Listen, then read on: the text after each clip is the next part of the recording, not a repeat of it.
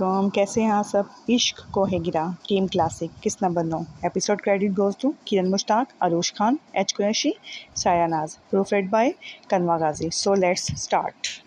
मेरा दर्द नगमा बेसदा, मेरी ज़ात ज़रा बेनिशां, मेरे दर्द को जो ज़ुबां मिले मुझे अपना नामो निशां मिले, मेरी ज़ात का जो निशां मिले मुझे राज़ नज़्मे जहाँ मिले, जो मुझे ये राज निहा मिले, मेरी खामोशी को बयां मिले, मुझे कायनात की सरवरी, मुझे दौलते दो जहां मिले। फैज़ अहमद फैज़। अगले दिन ज़ुलैदैन हॉस्टल वापस जा चुका था। ऐबक, अलीज़ा और अमान भी वापस आ गए थे। आल्फ़ा ने फ़ोन पर अलीज़ा से माज़रत करते उसे वापस हवेली आने का कहा तो वह बक्या छुट्टियाँ गुजारने के लिए अनीज़ा के समझाने पर गाँव चली गई। सायरा का टेस्ट बहुत अच्छा रहा था। कामयाब तलबा की पहली फहरिस्त में ही उसका नाम आ गया था। कसरे साल में इस मौका पर खुशी की एक लहर दौड़ गई। अलीज़ा ने ऐबक की जानिब से मिलते ही उसे मुबारकबाद का फ़ोन किया। इसके लिए सबसे ज़्यादा हैरान कुन आल्फ़ा का भी अच्छे अंदाज में मुबारकबाद देना था। मुझे अपनी बेटी पे पूरा यकीन था कि उसका दाखिला बआसानी हो जाएगा। जहांज़ेब सियाल ने पास बैठी सायरा के सर पर हाथ रखते हुए खुशदिली से कहा। सायरा जवाबन धीरे से मुस्कुराई। वो बहुत खुश थी कि आज उसका दाखिला हो गया था और अब वो भी ऐबक और अमान की तरह रोज़ स्कूल जाया करेगी। मैं सोच रही हूँ कि आज खुशी में बाहर खाना खाते हैं। अनीज़ा की बात पर तो सारे ही बच्चों के चेहरे खुशी से खिल उठे। अमान की खुशी दीदने थी। खाने के बाद हम आइसक्रीम भी खाएंगे ना। आइसक्रीम के दिल दादा अमान की बात पर जहांज़ेब सियाल ने इस बात में सर हिलाया तो खुशी से उछल ही पड़ा। कुछ ही देर में वो लोग घर से निकल चुके थे। जहांज़ेब और अनीज़ा आगे जबकि सायरा दोनों भाइयों के बीच पिछली सीट पर बराजमान थी। मैंने तो अपने सब दोस्तों को बताया है कि मेरी बहन ने भी स्कूल में एडमिशन लिया है। अमान ने पुरजोश होकर अपना कारनामा बताया और उन्होंने यकीनन कहा होगा कि तुम जैसा हवन्नक इंसान इतनी लायक फाइक लड़की का भाई कैसे हो सकता है। ऐबक ने अमान की टांग खींची तो सबके ही चेहरों पर एक भरपूर मुस्कुराहट बिखर गई। अरे नहीं, सायरा के बारे में नहीं, अलबत्ता तुम्हारे बारे में कहते हैं कि मुझ जैसे प्यारे इंसान का भाई ऐसा फजूल कैसे हो सकता है। वो अमान सियाल था, वो कैसे जवाब देने से चूक सकता था। अमान की इस हाज़िर जवाबी पर जहाँ ऐबक शर्मिंदा हुआ, वहीं अनीज़ा और जहांज़ेब का मुश्तरका कहका गाड़ी में गूंजा था। जबकि सायरा ने ऐबक की नाराज़गी के पेश नज़र सिर्फ मुस्कुराने पर इक्तफ़ा किया, मगर अगले ही पल ऐबक के फ़ोन पर आने वाली ज़ुलैदैन की वीडियो कॉल ने इसकी मुस्कुराहट समेटी थी। वली भाई, आपको पता है सायरा का एडमिशन हो गया है हमारे स्कूल में, अब वो रोज़ हमारे साथ स्कूल जाएगी।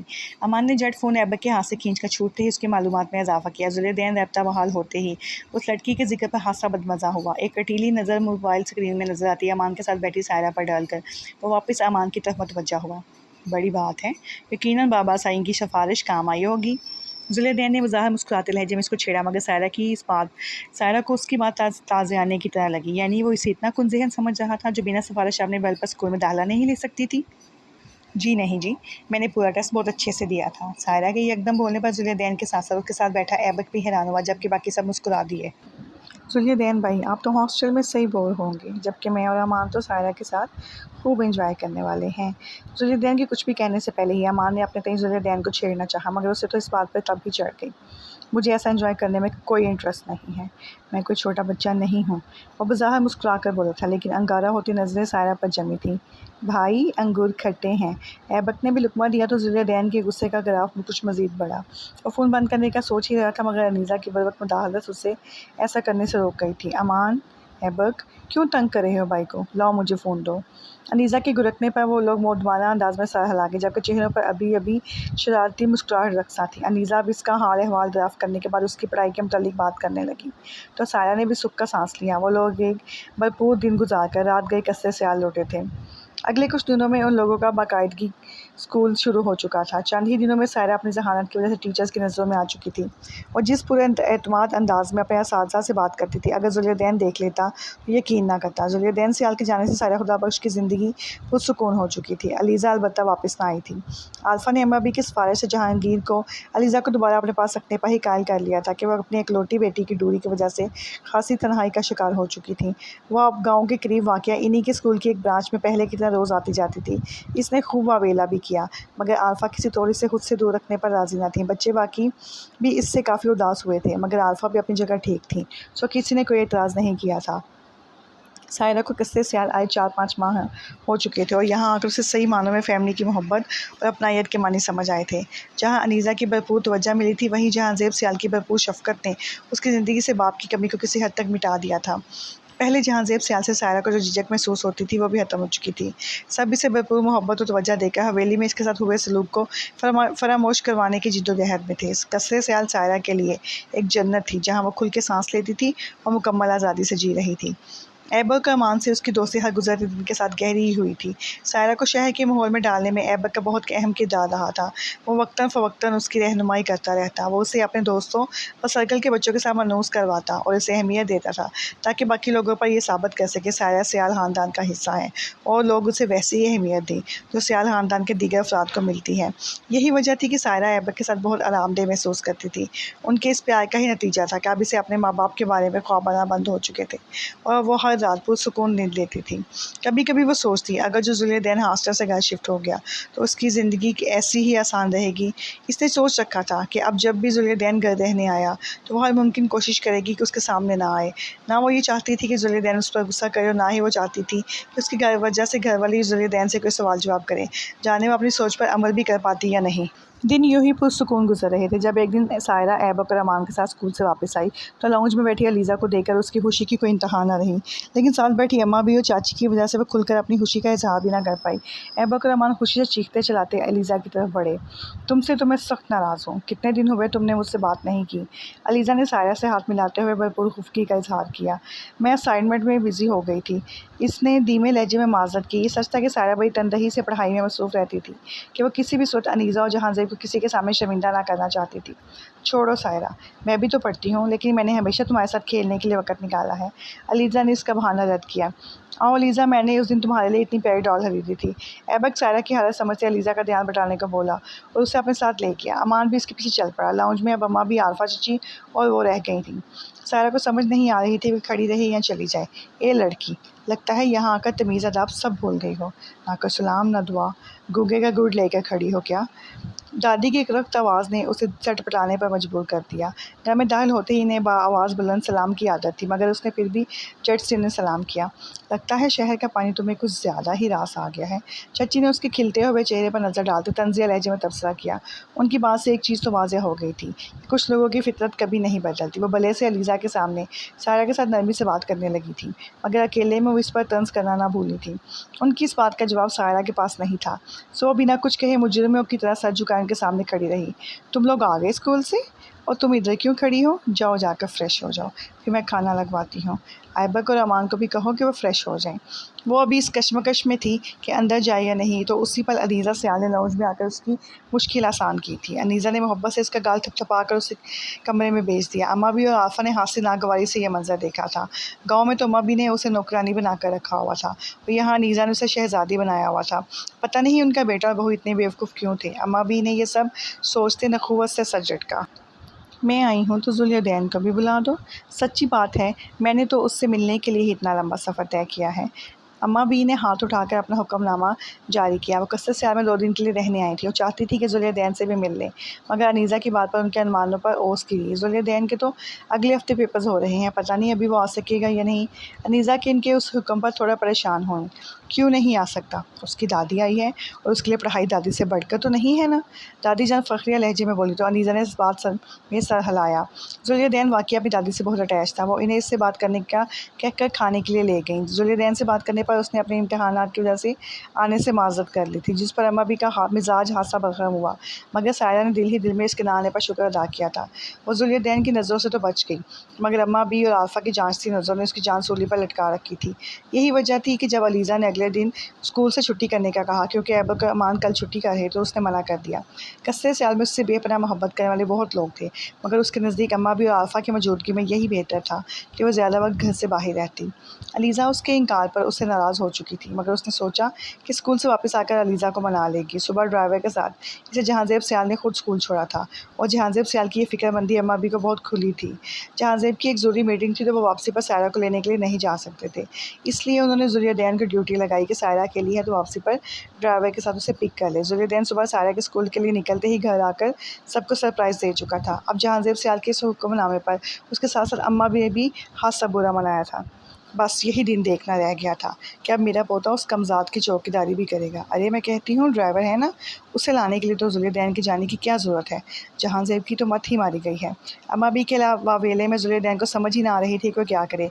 एक तरफ उनकी ज़िद थी कि वो ड्राइवर के साथ नहीं जाएगा, तो दूसरी तरफ वापस आई का हुक्म।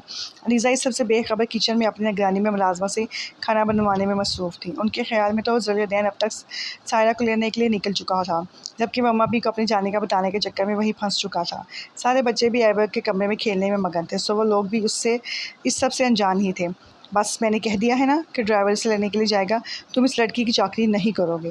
जुलियदैन अम्मा भी की ज़िद पर बेबसी से न देख कर रह गया। वो जानता था कि बाबा साई किसी सूरत सायरा के अकेले ड्राइवर के साथ आने के लिए राज़ी ना होंगे, और ख़ुद जुलियदैन को भी कुछ मुनासिब ना लग रहा था, मगर वो जहांज़ेब को अम्मा भी की ज़िद का बताकर उनके बीच चपकलिश का बाइस भी नहीं बनना चाहता था। सो उसने आराम से उन्हें कायल करने की कोशिश की। अम्मा भी, मैंने मना किया तो बाबा साईं को बुरा लगेगा कि मैंने उनके हुक्म की अदूली की है। आप अभी मुझे जाने दें, आइंदा के लिए मैं इन्हें पहले ही मना कर दूंगा। उसके आराम से की गई बात का अम्मा भी ने उल्टा मतलब निकाला। लगता है इस सराफा ने तुम्हें भी अपने जादू में जकड़ लिया है, जो तुम यूँ उसकी फ़िक्र में घुले जा रहे हो। उनके मुँह से सायरा के लिए ऐसे अल्फाज सुनकर आज पहली बार जुलियदैन को बुरा लगा। सायरा से नापसंदीदगी अपनी जगह, मगर वह ऐसे अल्फाज के हक़ में भी ना था। अम्मा भी प्लीज़, उसने दबे दबे अंदाज में उनको कुछ भी सख्त कहने से रोका था। अम्मा भी के एहतराम में किसी भी किस्म की कमी ना आने देना चाहता था, लेकिन ये अल्फाज भी से शदीद नागवार गुजरे थे। घड़ी पर निगाह जाते ही इसे एहसास हुआ कि अम्मा भी को मनाने के चक्कर में स्कूल की छुट्टी का टाइम हो चुका था। उसे वहाँ पहुँचने में 30 मिनट लग जाने थे। मैं आकर आपसे बात करता हूँ, अभी मुझे जाना है प्लीज़। जुलियदैन दो टोक अंदाज में कहते अम्मा भी की कमज़ोर सी गिरफ्त से अपना हाथ निकाल कर तेज़ी से कमरे से निकल गया। अम्मा भी इसके यूँ जाने पर दिल ही दिल में सायरा को कोसों से नवाजने लगी। सायरा ने 10-15 मिनट स्कूल के अंदर रहकर ड्राइवर और बाबा साईं का इंतज़ार किया, लेकिन जब स्कूल खाली होने लगा तो उसे तरह तरह के ख्याल सताने लगे। मैं घर कैसे जाऊंगी? मुझे जगह का इल्म भी नहीं है, और ना ही मुझे घर जाने का रास्ता सही से मालूम है। क्या करूं? सायरा को एक साथ कई फ़िक्रों ने आन घेरा। मुझे प्रिंसिपल मैम की मदद लेनी चाहिए। अगली सोच आने पर फ़ौरन अपनी जगह से उठी। थोड़ी देर में प्रिंसिपल साहिबा ने जहांज़ेब सियाल को फ़ोन में लाया, जो अपनी मीटिंग में होने की वजह से फुल साइलेंट पर लगा चुके थे। दूसरी जानिब जुलियदैन ट्रैफिक में फंसा मज़ीद ताख़ीर का शिकार हो रहा था। प्रिंसिपल साहिबा ने सायरा को कुछ पल बाद दोबारा फ़ोन करने का कहकर उसे अपने ऑफिस में ही बिठा लिया। सायरा को सिर्फ जहांज़ेब और ऐबक का नंबर आता था, जबकि घर का लैंडलाइन इस नंबर से याद नहीं था। उसने प्रिंसिपल को ऐबक का नंबर मिलाने का कहा तो वो बन जा रहा था। ऐबक का फ़ोन इस वक्त चार्जिंग पर था, और वो हमेशा से अपना फ़ोन ऑफ़ करके चार्जिंग पर लगाने का आदी था। सायरा इस सारी सूरत हाल से खासा घबरा चुकी थी। प्रिंसिपल साहबा ने एक बार फिर जहांज़ेब सियाल का नंबर मिलाया, मगर इस बार भी वो फ़ोन ना उठा सके। यही वजह थी जब जुलियदैन ड्राइवर के साथ स्कूल पहुंचा था। सच चौकीदार कह रहा है कि स्कूल में कोई भी बच्चा मौजूद नहीं है। ड्राइवर ने गाड़ी में बैठे जुलियदैन को कहा तो उसे एकदम परेशानी ने आन घेरा। वो फ़ौरन से बेशतर गाड़ी से निकलकर स्कूल के मरकज़ी फाटक तक आया। मैंने बोला ना कि अंदर कोई भी बच्चा नहीं है, स्कूल खाली हो चुका है। चौकीदार की बात ने जुलियदैन के हाथों के तोते उड़ा दिए। मुझे अंदर जाकर देखना है। जुलियदैन एक बार खुद देखकर यकीन करना चाहता था। ओ बाबा, क्यों तंग कर रहे हो मुझे? जब बोला है कि अंदर कोई नहीं है तो क्यों परेशान कर रहे हो? चौकीदार की बात के दौरान जुलियदैन उचक उचक कर गेट से अंदर देखने की कोशिश करता रहा, और दूर तक फैले मैदान में किसी भी ज़ीरू को ना पाकर वह अब सच में परेशान हो चुका था। सायरा के लिए नापसंदीदगी कहीं दूर भाग गई थी, और इस वक्त उसके ज़हन पर सिर्फ अपने घर वाले हावी थे, जो सायरा की गैर मौजूदगी पर हंगामा खड़ा कर सकते थे। इस बार वो ना चाहते हुए भी सबकी नज़रों में गैर जिम्मेदार ठहरता कि इसे लाने की जिम्मेदारी तो जहांज़ेब सियाल ने इसे ही सौंपी थी, और सायरा इस ताहीर की वजह से लापता हुई थी। कहीं बाबा साई तो नहीं ले गए उसे? इस ख्याल के आते ही जुलियदैन ने मोबाइल की तलाश में अभी जई वे खंगाली, मगर वह मोबाइल बरामद करने में नाकाम रहा। उसका मोबाइल यकीनन अम्मा बी के पास ही रह गया था, जो अम्मा बी के हाथ थामने की सूरत में उसने बिस्तर पर रखा था। अब एक ही हल था कि वह या तो घर जाकर सारी सूरत हाल का पता करता, या फिर किसी PCO से जहांज़ेब सियाल से रब्ता करता। दूसरी बात इसे ज़्यादा बेहतर लगी तो वह तेज़ रफ्तारी से गाड़ी की तरफ बढ़ा। अनापरस्त से जुलियदैन सियाल को एक भी बार ड्राइवर के फ़ोन से जहांज़ेब से बात करने का ख्याल ना आया। करीबी मार्केट में वाक़या एक PCO से जहांज़ेब सियाल को फ़ोन करने पर इनका फ़ोन बिज़ी आ रहा था। जहांज़ेब सियाल, जो कि मीटिंग में मसरूफ़ थे, उनकी अचानक नज़र मेज़ पर धरे अपने फ़ोन की बाबत जगमगाती स्क्रीन पर पड़ी, तो उन्होंने किसी ख्याल के तहत उठाकर फ़ोन देखा।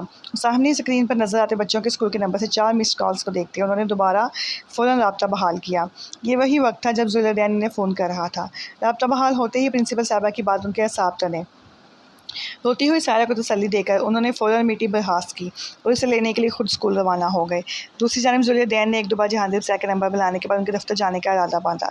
जिस वक्त वो उनके ऑफिस पहुंचा, ऐन उसी वक्त जहांज़ेब सियाल सायरा को लेने के लिए स्कूल पहुंच चुके थे।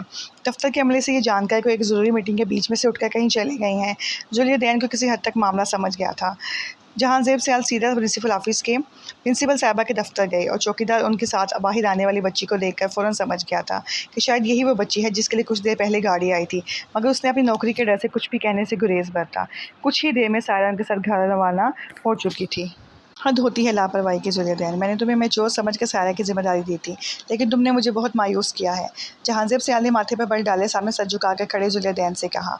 वो उन लोगों के पहुंचने के 10 मिनट बाद घर पहुंचा था और जहांजेब सियाल ने आते ही उसकी क्लास लेना शुरू कर दी थी। अनीज़ा के साथ लगी सायरा के रोने में शिद्दत आई।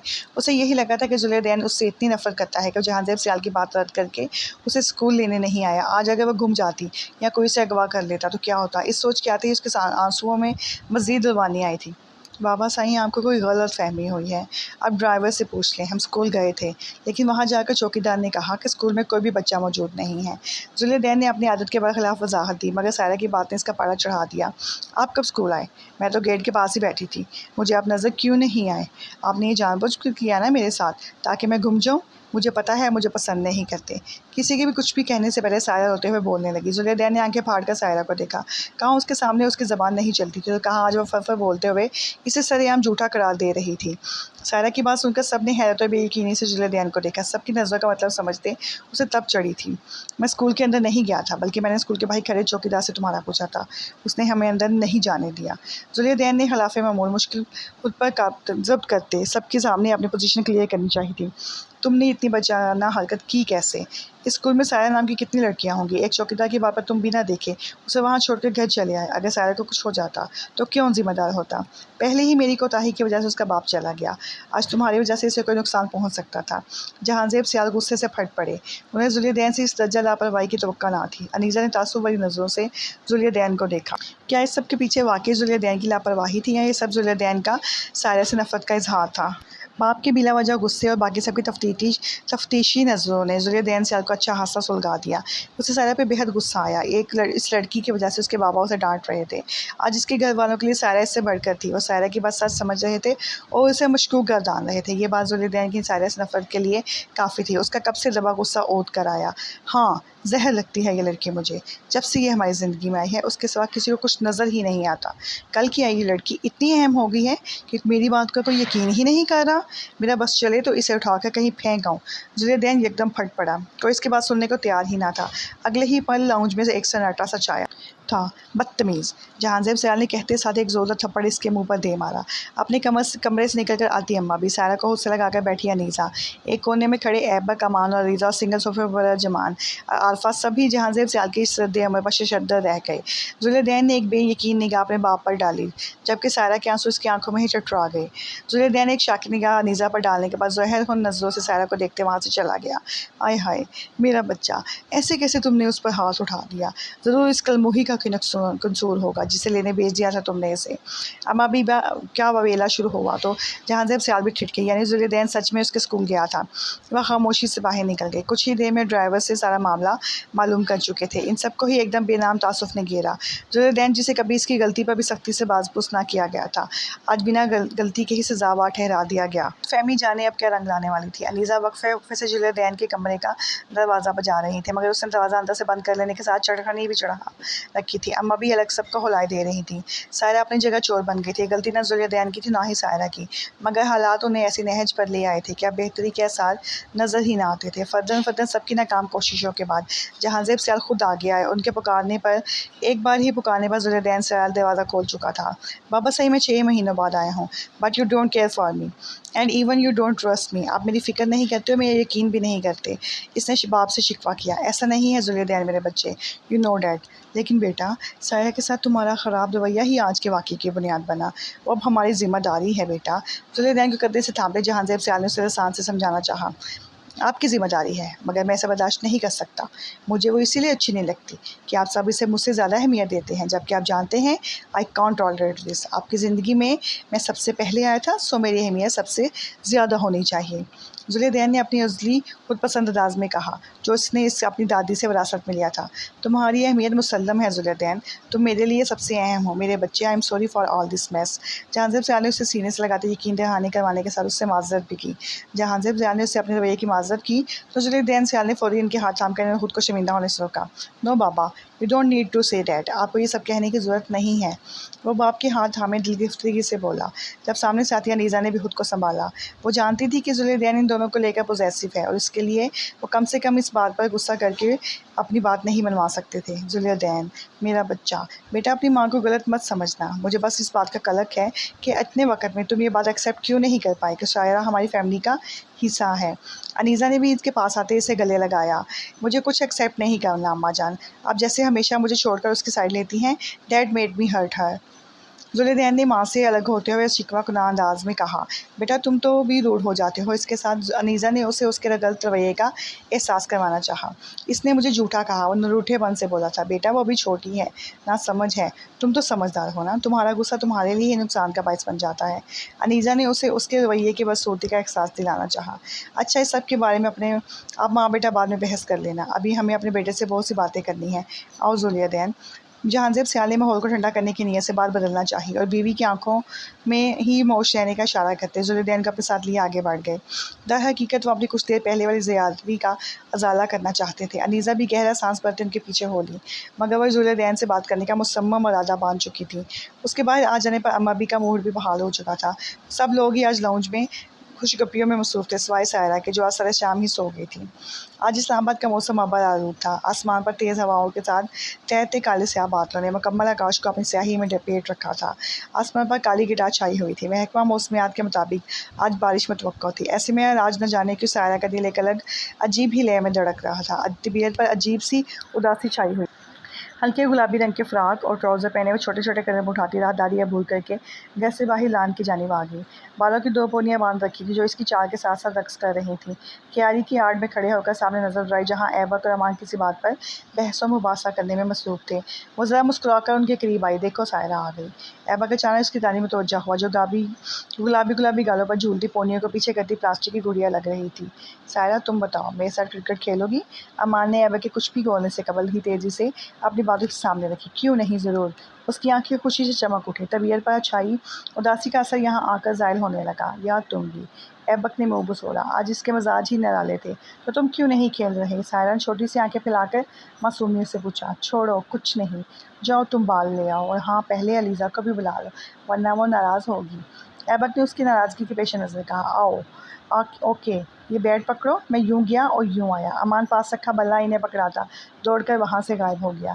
चलो सायरा, जब तक ये लोग वापस आते हैं तो मुझे बाल कराओ। सायरा खुशी से पोनियाँ झुलाती एक जगह पर आई। वो दोनों खेल शुरू कर चुके थे, जबकि बाकी दोनों का कोई पता नहीं था। चलो अब मेरी बारी। कैच पकड़ने के बाद खामती हुई सायरा ने बल्ला संभाला तो वह सर हिलाता दूसरी जानिब आया। ऐबक ने अभी बाल करवाई ही थी कि सायरा ने एक ऊंची शर्ट लगाई तो सीधा अमान के साथ बाहर आते जुलैदैन सियाल के मुंह पर पड़ी। ओह, तुम्हें तमीज़ नहीं है क्या? जुलैदैन ने नाक पकड़कर ज़ोरदार आवाज़ में सायरा को झटका। सॉरी, मैं गलती से जानकर नहीं किया। वो अचानक बुखलाकर घबराई हुई परेशान सी आवाज़ में बेरहम से जुमले अदा करती उसके नज़दीक आई। बकवास बंद करो अपनी। तुम्हारी हिम्मत कैसे हुई मेरे घर में खड़े होकर मेरी इजाज़त के बगैर मेरे बहन भाइयों के साथ खेलने की? नाक में उठती तीस के बाद जुलैदैन बोला नहीं था, बल्कि ज़ोरदार आवाज़ में दहाड़ा था। भाई आराम से, गलती मेरी है, मैंने तेज़ बाल करवा दी थी। ऐबक ने सायरा को खौफ से कांपता देख मुतालबत की। खामोश हो जाओ ऐबक, मैं तुमसे नहीं इस नौकर की बेटी से बात कर रहा हूँ जो मेरे बाबा की ज़रा से रहमदिली करने पर खुद को इस घर का फ़र्ज समझने लगी है। उसके लहजे में हकारत थी। इस कदर तज़लील पर सायरा की आंखें नमकीन पानियों से लबालब सी भर, जबकि साथ खड़े अमान और लीज़ा अपने बड़े भाई के सामने बोलकर उसे मज़ीद गुस्सा नहीं दिलाना चाहते थे। जबकि सायरा डर से कांपने लगी। सायरा, खुदा बख्श, ये रोना धोना बंद करो। अपने मगरमच्छ के आंसुओं से तुम मेरे घर वालों को बहका कर अपने मासूमियत का डोंगरा चाकर उन सब की नज़र में अच्छी बन सकती हो, मगर जुलैदैन सियाल की नज़र में हरगिज़ नहीं। मत भूलो तुम इस घर के नौकर की बेटी हो। यही तुम्हारा असल है और हमेशा यही रहेगा। मैं बहुत अच्छे से वाकिफ़ हूँ तुम जैसी फितरत रखने वाले लोगों से। अगर तुम्हें ये खुशफहमी लाहक है कि तुम अपनी इस मासूम सूरत की वजह से इस घर के मालिकों की जगह ले लोगी, तो ये महज तुम्हारी खामख्याली है। तुम्हारी औकात इतनी नहीं है, समझ आई? जुलैदैन सियाल गुस्से में जबड़ा बींच कर 2 कदम करीब आते उसका बाजू अपने हाथों की सख्त गिरफ्त में जकड़ कर ऊंची आवाज़ में फुनकारता सायरा खुदा बख्श की ज़ात को पाश पाश कर गया। उसका नन्हा सा दिल उसकी इस कदर सख्त लफ्ज़ों पर लरज़ कर रह गया जो न जाने क्यों उससे इतनी नफरत करता था। गालों पर जलने के बाद बहते आंसू ज़मीन पर गिरकर बेमौल हो रहे थे। भाई साया से गलती। अम्मान ने हिम्मत मुजतमा करके उसकी सफाई में कुछ कहना चाहा, मगर ज़ुल्फ़िकार ने उसे बीच में ही टोकते चुप करवा दिया। खामोश हो जाओ, आज बीच में कुछ भी नहीं बोलेगा। इस लड़की की इसको हैसियत याद दिलाना ज़रूरी है, जो ज़ियाल की बराबरी करने की कोशिश कर रही है। चलो मेरे साथ। उसकी आंखों में इस वक्त सिर्फ नफ़रत की चिंगारी भड़क रही थी। वो अचानक ही सायरा का हाथ खींचता हुआ अपने साथ ले जाने लगा। वो बौखला कर सिसकती हुई, वो मुश्किल उसके साथ कदम खींची चली जा रही थी। छोड़ दे प्लीज़ मुझे, मैं आइंदा ऐसी कोई हरकत नहीं करूँगी। उसने बहुत आहिस्ता सी आवाज़ में मुज़ाहमत करना चाही, मगर वो कुछ सुन ही नहीं कब रहा था। वो इसकी तमाम मुज़ाहमत नज़रअंदाज किए, उसका हाथ पकड़कर घर से पिछली जानिब लाता उसे एक खाली स्टोरनुमा कमरे में बंद कर गया। खौफज़दा सी सायरा की चीखें इस वहशत भरे कमरे की तारीकी में अपने अरूज पर थीं। प्लीज़ खोलें मुझे ज़ुल्फ़िकार, मैं आइंदा नहीं खेलूँगी, प्लीज़ मुझे खोल दें। मुझे यहाँ डर लग रहा है। वो हुचकोले लेते वजूद के साथ रंधी हुई आवाज़ में मुसलसल उसे पुकार रही थी, मगर वहाँ ज़ुल्फ़िकार सियाल मौजूद होता तो ना। तीनों बहन भाइयों को वहाँ से रवाना करके वो चेहरे पर एक तंज़िया मुस्कुराहट ली वापस आया, जहाँ वो अभी तक चिल्ला रही थी। ज़ुल्फ़िकार सियाल के मद्दे मुकाबिल आने की यही सज़ा थी। चेहरे पर एक अलग ही फतह भरी मुस्कान ने अपनी झपटी खिलाई। वो मुसलसल रोती हुई इल्तिजा करती कमरा खोल देने की गर्दान करती रही, मगर ज़ुल्फ़िकार के कान पर जू तक न लगी। साया ने खौफज़दा नज़रों से रुख पीछे मोड़ा, जहाँ सिर्फ अंधेरा ही अंधेरा था। उसे लगा कि उसका सांस इस वहशतनाक तारीकी में बस अभी बंद हो जाएगा। सीने में सांस अटकने लगा था। वो गहरे गहरे सांस भरती अपना सीना मसल कर अचानक एक ज़ोरदार चीख के साथ उठकर बैठ गई। अचानक बेदार होने से सामने का मंजर धुआं हुआ। अंधेरे कमरे की जगह कमरे में फैली मदलैम्प की मध्यम रोशनी ने ले ली। उसने अपने माथे को छुआ, जो हल्का हल्का नम था। उसका जिस्म पसीने से शराबूर हौले हौले लरज़ रहा था। दीवार की घड़ी की सुइयां 2 का हिस्सा अबूर कर चुकी थीं। ये ख्वाब किसी दिन मेरी जान लेकर ही छोड़ेंगे। खुद साख्ता बुड़बुड़ा कर कांपते हाथों से जग से पानी गिलास में निकाल कर खुश्क पड़ते होंठों से लगाया। ऐसा लग रहा था चीखने के बायस खलक में कांटे से चुभने लगे हों। पानी हलक से उतरते ही जलते असाबों को सुकून सा आया। चंद लम्हों की ताहीर से वो अपनी गैर होती हालत पर काबू पा चुकी थी। कुछ देर यूं ही गैर दिमागी से बैठने के बाद वो एक बार फिर इस ख्वाब के मौजब के बारे में सोचने लगी। ये यकीनन ज़ुल्फ़िकार के दोपहर वाले गुस्से का असर था, जो एक खौफ की सूरत उसके असाब पर सवार था। उसे डर था कि ज़ुल्फ़िकार उसे सज़ा ज़रूर देगा। इन्हीं सोचों में गुम अचानक उसे अपने होमवर्क का ख्याल आया, तो इस सारे मसले में उलझ कर वो कर ही ना पाई थी। अभी नींद आना मुश्किल था, तो वो उठकर स्कूल का काम करने लगी। ज़िंदगी में अभी न जाने और क्या क्या देखना लिखा था।